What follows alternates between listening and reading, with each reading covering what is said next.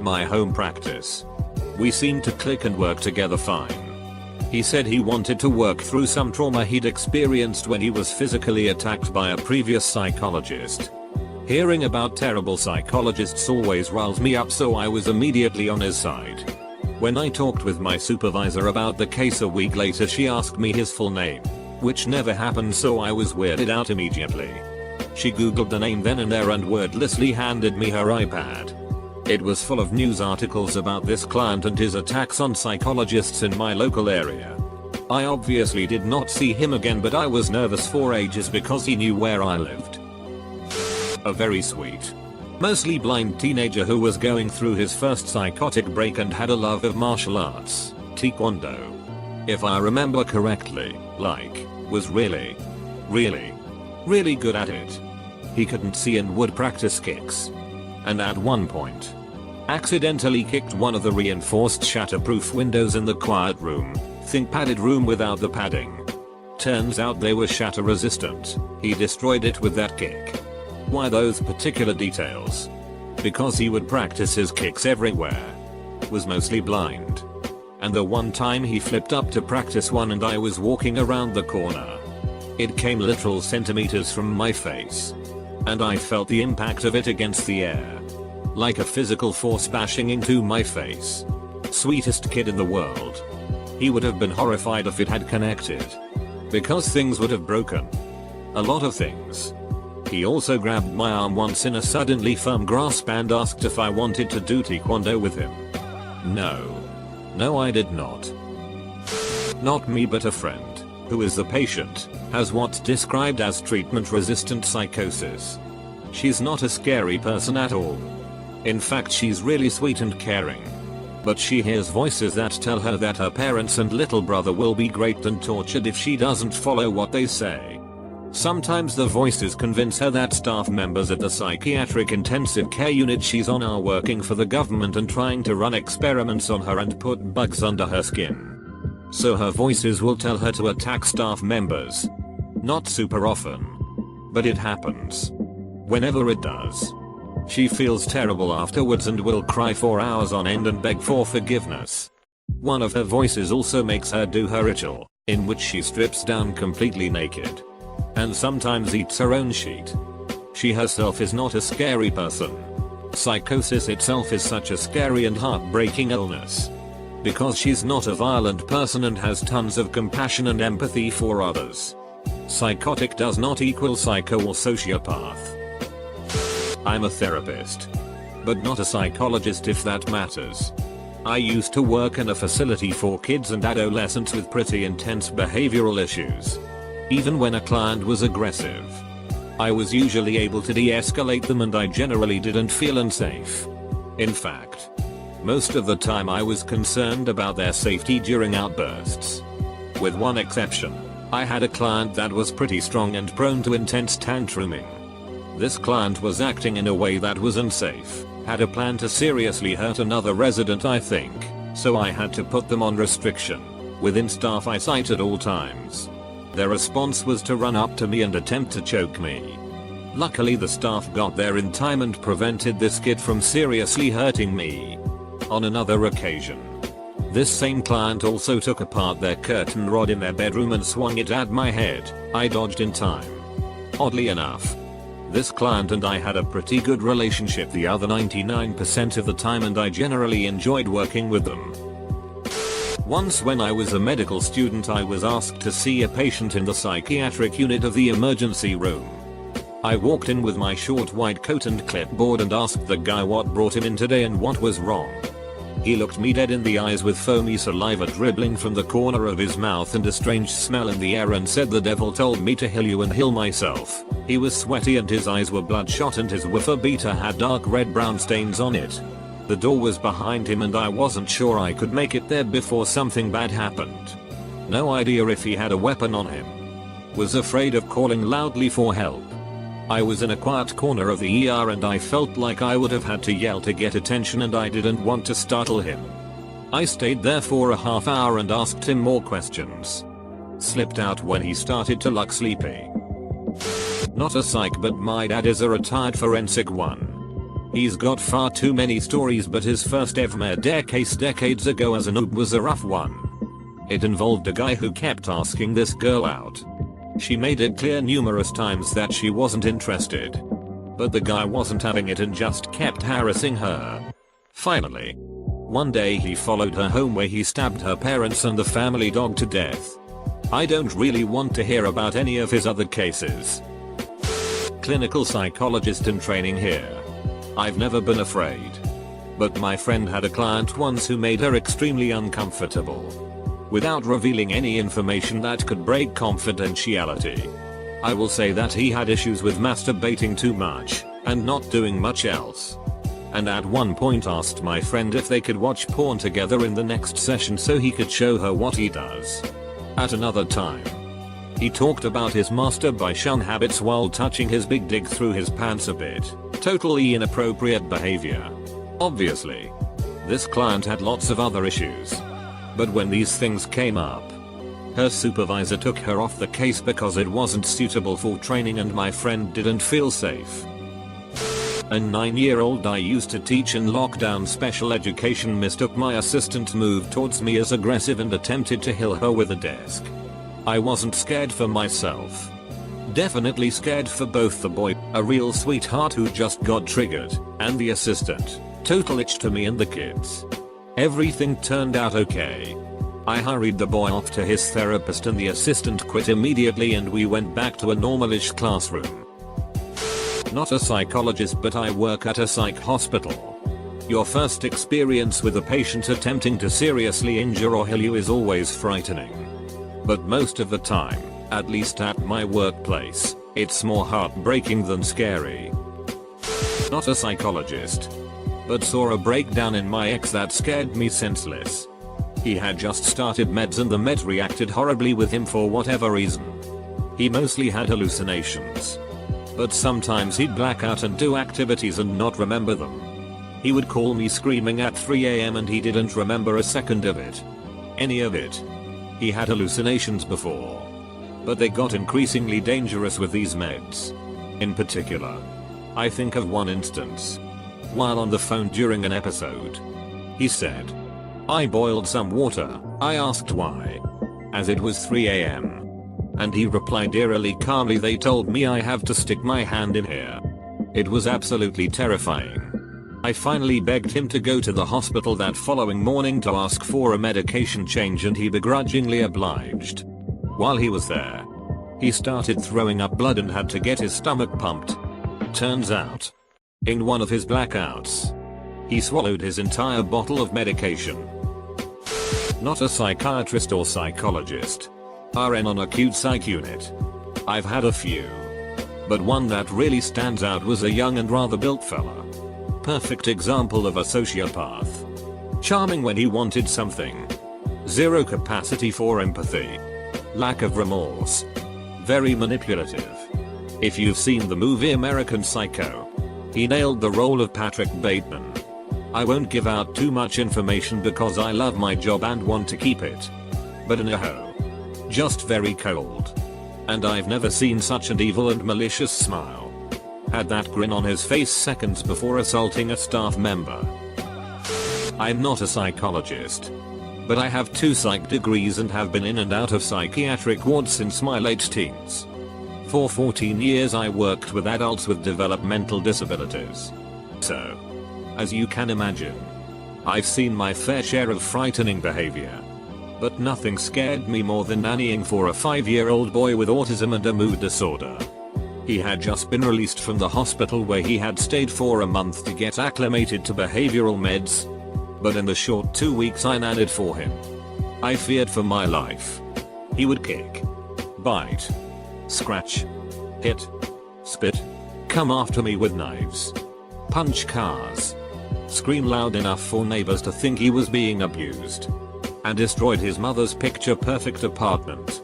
And when I tried to tell his mom that he needed more help than a babysitter could give him, she fired me saying I was wrong and that he just needs someone more attentive. Complete denial. Obligatory. Not a psychologist. But I used to work as an aide in a special education classroom in a middle school. The year I started, A majority of my workload was 8th grade boys and 2 of them had deeply troubling behavioral issues. One kid assaulted a girl in his class. At school. In front of a bunch of other kids. He actually got arrested for it. But the school couldn't expel him because of his disability. For the rest of the year. He was forbidden from being anywhere, including the lunchroom, with her. I spent a lot of time essentially babysitting this kid. And because he didn't give a duck about school, he did practically nothing during his time in the resource room. The last I heard, he'd been arrested again for breaking into someone's house and stealing a handgun. But the one who scared me was completely antisocial. To the point of threatening to hurt himself or others when a field trip or school assembly was coming up. We eventually had to tell his parents in advance so they wouldn't bring him to school. He talked about death constantly, all while extremely medicated. So it was a very muted, mumbled, and through 1,000-yard stare with spittle coming from his mouth. One of the teachers was pregnant. She wasn't his teacher. But he knew who she was, and one day he asked me would MRS X's baby live if someone ran her over in a car. I told him I didn't know and tried to change the subject. Then he asked what if someone cut her stomach open? What if they stabbed her? What if she had been dead for a while and no one found her? This really freaked me out. And I had to report it to the SPED teacher. When I told her, she said he had asked her and other students the same thing and scared the shit out of them. She said the pregnant teacher had been advised to avoid him, in case he did or said anything to upset her. My brother-in-law is low-functioning autistic and blind. At one point his care provider who had worked with him for years and knew him quite well got into a very dangerous situation with him. She had worked with him since he was smaller and had become experienced at interacting safely when he would become angry and aggressive. They had found a good balance of medication for him and she let her guard down. This time though, he was now 20 years old and 6 foot tall. In a split second, he attacked her, jumping up from the couch directly across from her chair. He was very strong and viciously aggressive. I have found myself in tough situations with him. And I'm 6'4" inches 225 pounds. After receiving quite a few blows from his hands, hair torn out and bites on her arms and hands, she was able to push away across the ground and get behind the couch he had been sitting on. She quickly slid the couch into a corner so that he wouldn't have a way around it easily. And she hid herself behind it and tried to be very quiet. He searched that corner of the room for over an hour, following the front and side edges of the couch with his hands, back and forth pacing until he eventually lost interest and went to play with some toys off in the corner of the room. She got out of the corner and ran for her door just as her assistant was coming to remind her that she had gone over the allotted time. My brother-in-law is an amazing guy and I've had some awesome experiences with him over the years. But the idea of being hunted by sound like that is pretty freaky. Good friend of mine's wife is a psychologist at a well-known prison and sees some seriously ducked up people for a living. Let's just say, Hannibal inspired her to do what she does for a living and she's as close to Clarice as a person can probably get in real life. She is usually briefed on relevant details before she is assigned to a case. This includes court proceedings, testimonies, etc. She's heard recordings of murders and other such disturbing shit. She's tough as nails and I guess she loves psychoanalyzing scary psychos. She had to be taken off a case because she was so uneasy, disturbed, and threatened by one of her clients. Apparently this guy was either a serial rapist or murderer. She couldn't give lots of details, but he has a victim profile and she fit it. He started to behave strangely towards her, trying to converse with her and get to know her. He would write her letters and draw her pictures, and attempt to give her tokens and things. All the things he would do to his victims. Well, everything possible under the circumstances. She was so upset and disturbed by his special attention that she was even afraid at the grocery store and started to feel uneasy in her home at night. Despite the fact that this guy was locked up in a maximum security prison. She described it like a hunter-prey vibe on a really weird animalistic level. She was taken off his case and received counseling. When she told me about it, she was very honest and matter of fact. This is a hazard of the job she works. While she may talk about her patients as if they are lab rats, this was one case you could tell really got under her skin and spooked her. Edit. Obviously giving tokens and letters is not only creepy but violates the doctor-patient relationship. She would decline very firmly and clearly. And I guess maybe some stuff was intercepted before he had the chance to try and actually give it to her? It's been about 10 years since I heard the story, but it stuck with me. When I was studying psychology my final year, I had the opportunity to meet with convicted felons. Essentially, I sat down and spoke to a man, in his 30s-ish, who was a sexual offender. He told me he used to marry women and then grade their young daughters. Each was in the range of 6-7 years old. I listened to him explain it. It was literally my instructions not to judge them. I had to sign a waiver to not get emotional. So I asked him about the home life of those he abused.